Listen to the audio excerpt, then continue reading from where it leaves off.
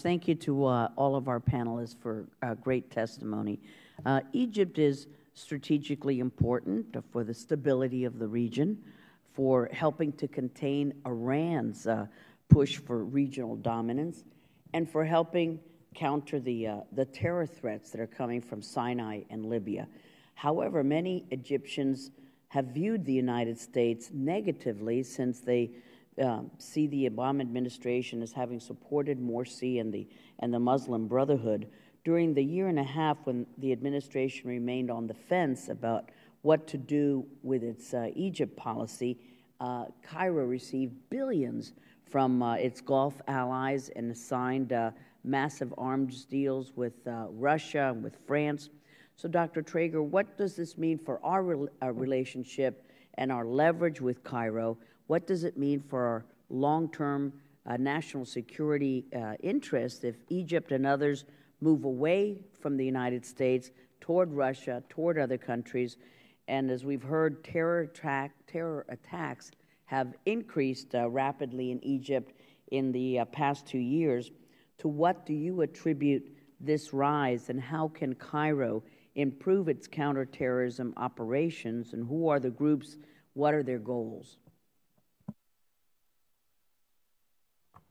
So our leverage with Cairo as it pertains to shaping their domestic politics, I think, is very, very limited due to the domestic struggle within that country, the kill-or-be-killed dynamic that's really defined the politics of the post-Morsi era. And when we tried to shape that by withholding military aid or much of the military aid, as you said, Egypt gravitated towards Russia, signed a preliminary arms deal with Russia, $3.5 billion, and also signed a, I believe, $5.4 billion deal with France. And that suggests that this idea within Washington that Egypt won't have other options, needs us, and will therefore respond to U.S. pressure as it pertains to its domestic political situation just isn't true. And I think we should learn from the experience of the previous 2 years in which we tried to use the military aid as a stick, and Egypt simply went a different direction. And for sure, if Egypt gravitates more towards Russia or gravitates towards other other powers for its military aid, that will make it even more difficult for the United States to shape what it has to shape, which is Egypt's foreign relations and Egypt's external policies. Now, the rise in terrorism within Egypt, especially since Morsi's ouster, I think is attributable to many different things. First of all, Morsi took a pretty light hand in the Sinai. The theory of the Muslim Brotherhood was that by winning power through elections and working to implement the Sharia, which is the Brotherhood's long-term goal, they would convince Sinai jihadis to lay down their arms and adopt the Muslim Brotherhood's path to power. And in former Secretary of State Hillary Clinton's memoirs, she recounts a conversation with President Morsi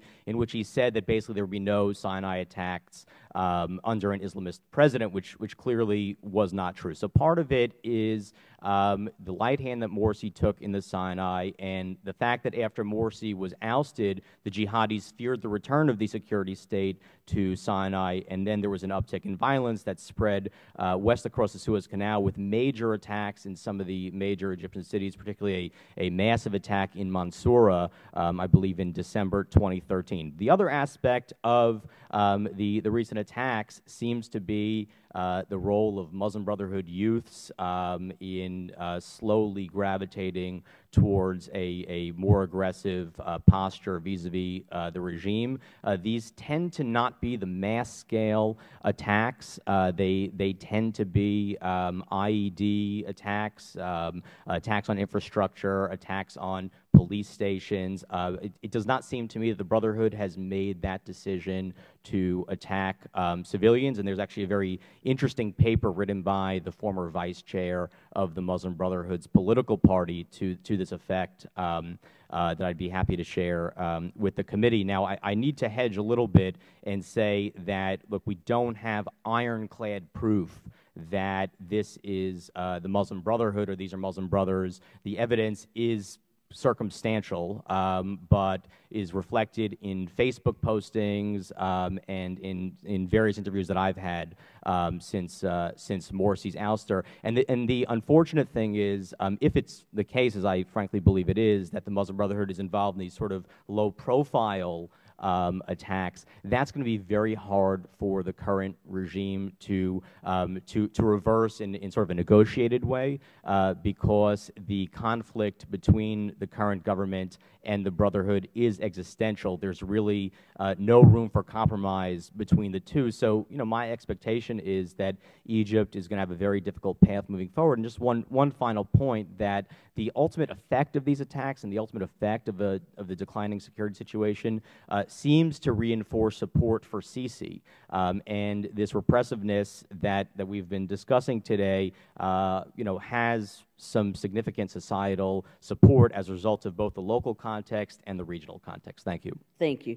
And Dr. O'Kale, as we know, Egypt has constitutional and international obligations to hold parliamentary elections, which you were talking about, and you pointed out they've been postponed, they've been delayed for too long now. And last month, Sisi declared that these elections would not happen before Ramadan, which begins next month, so another delay. You point out that these elections could open the political space for all, but there are now some beginning steps of political actors who emerged after the 2011 revolution, but they're running out of resources. What indications do we have now that there are political groups and players who can organize, who can have the capability to not only win an election and form parties, but to govern effectively and in a manner that would be free and fair and representative of all the needs of the Egyptian people? Thank you, Madam Chairman. I do believe that there are actually new players in the political field in Egypt. And there are several political parties that started to be, organized and shaped after the revolution. However, as you rightly point out, that they are running out of resources and they're being restricted. The elections would allow this opportunity of the people to be encouraged to actually engage in a real, channels into political participation. However, we must look at the overall environment.